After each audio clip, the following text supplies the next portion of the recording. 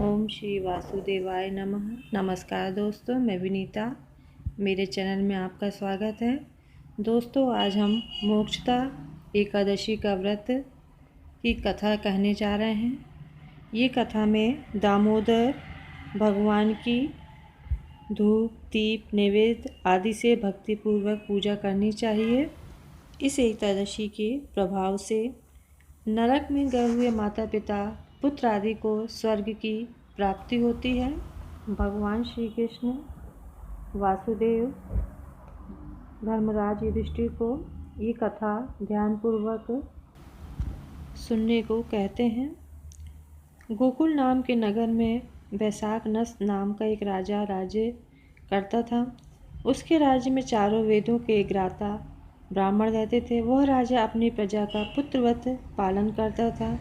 एक समय रात्रि को सोते हुए राजा ने स्वप्न में देखा कि उसका पिता नरक में पड़ा हुआ है।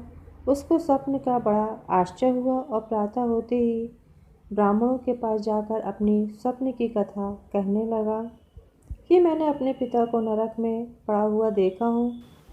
मुझे उनका दुख देखा नहीं जा रहा है। हे ब्राह्मण देवता, आप कृपा करके कोई तप, दान, व्रत आदि ऐसा उपाय बताइए जिससे मेरे पिता की मुक्ति हो जाए। उस पुत्र का जीवन व्यर्थ है जो अपने माता पिता का उद्धार न कर सके।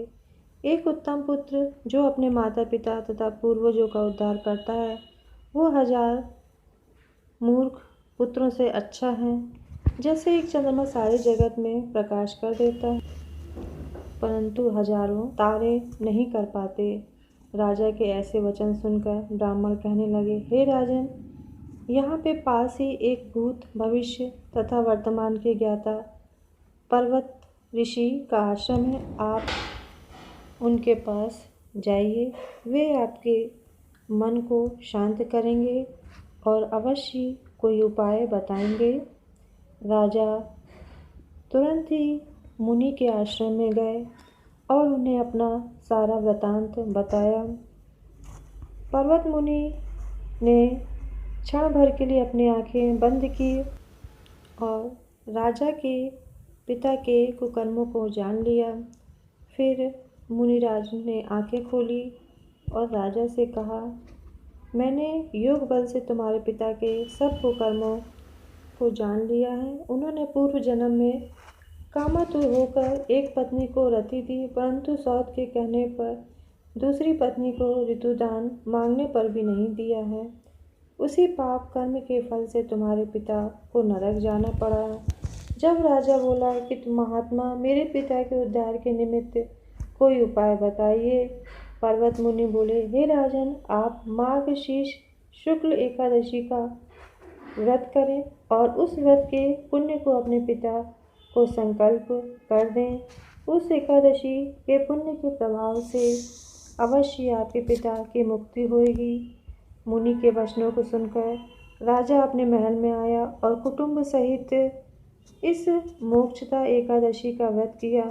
इस उपवास के पुण्य से राजा ने अपने पिता को अर्पण कर दिया। उस पुण्य के प्रभाव से राजा के पिता को मुक्ति मिल गई और स्वर्ग में जाते हुए अपने पुत्र से कहने लगे, हे पुत्र, तेरा कल्याण हो। यह कह वो स्वर्ग को चले गए। मार्गशीर्ष के शुक्ल पक्ष की एकादशी का व्रत जो करते हैं उनके समस्त पाप नष्ट हो जाते हैं और अंत में वे स्वर्ग को जाते हैं। इस कथा के पढ़ने या सुनने से वाजपेयी यज्ञ का फल मिलता है। यह व्रत मोक्ष देने वाला तथा चिंतामणि के समान सभी कामनाएं पूरी करने वाला है। जय श्री वासुदेवाय नमः। इति एकादशी कथा समाप्त।